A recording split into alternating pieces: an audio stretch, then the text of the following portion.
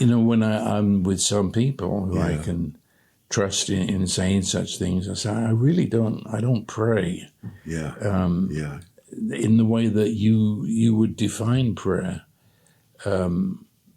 Because if we have all things, what are we asking for? Right.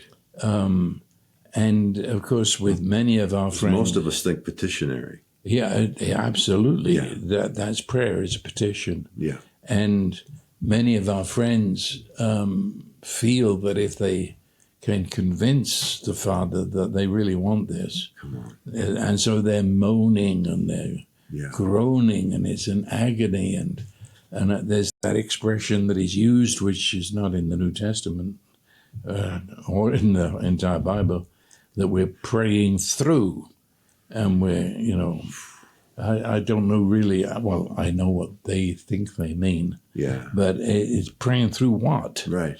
I've already been escorted through because I'm a child of God, and many who speak of intercession, it's just this continual wail and crying, and it's an agony of poverty that I don't have. And many of our meetings, the way they end is in a poverty spirit that you don't have, and therefore go and get. It's from lack. Yeah, right? from lack. Yeah. And so go and get whatever you need. And anyway, I liken it to if I'm walking down the street and a panhandler accosts me with his little card, you know, and he tells me on the card what he doesn't have. And, you know, he's penniless, he's starving, his children are dying, and so on. And he's asking, that would be the word to use, he's asking for money, but he has no expectancy really of getting any. Right. He's throwing himself on my presumed charity, and he's hoping at the best for a dime or two. Yeah. But it's all very, it's really hopeless. Yeah. But he'll try anyway. And if I'm walking down the street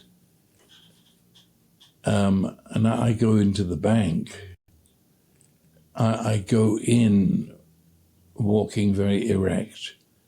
There's no sense of I'm coming in here to beg. Right. Right. I'm going in there with authority. I know the tellers. We smile, we laugh, we joke, and I ask for $1,000, and she immediately gets it.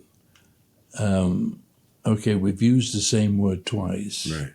He asked, I asked. I didn't even have to think about it.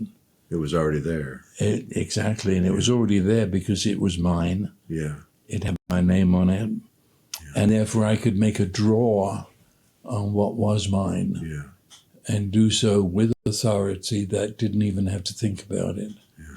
All I had to be sure of was what I had in the bank. Yeah. And based on that, I could take what I needed.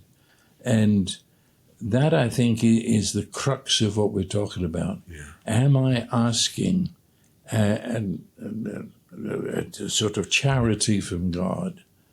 Am I asking, just hoping that perhaps I'll hit the lucky number today? Yeah. But I don't know why I should, but I'm asking. And it comes out of a poverty mentality. Yeah. I don't have, and because I don't have, I'm asking you to give me something that is not really mine to have. Whereas in the other case, using the same word, but with authority, with joy and carefree. Well, in the context of friendship.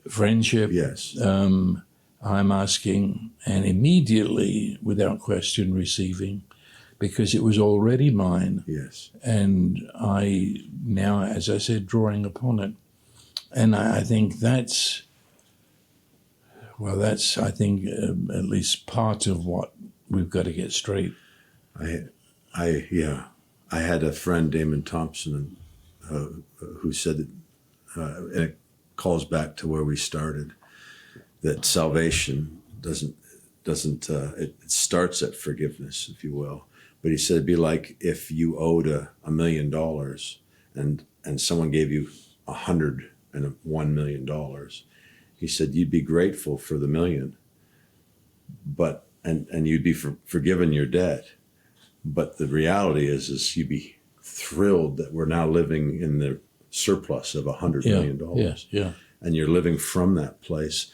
I love, from that perspective, the understanding of prayer, because I'm in the same place. The older I get, the more folks want to talk about prayer, and the less I feel like I can only speak of it in the context of friendship, Mm-hmm. in which I'm awakening to, oh, there's $100 million. How do I live from that place of it is finished, it is finished work? And to me, then the Holy Spirit, and I'd be curious how you feel. I wrestled in the early parts of my life when Jesus says it's better that I go, so that the Holy Spirit, I couldn't fathom that. But in these days that I'm living in now, I consider him my best friend as well. Yeah.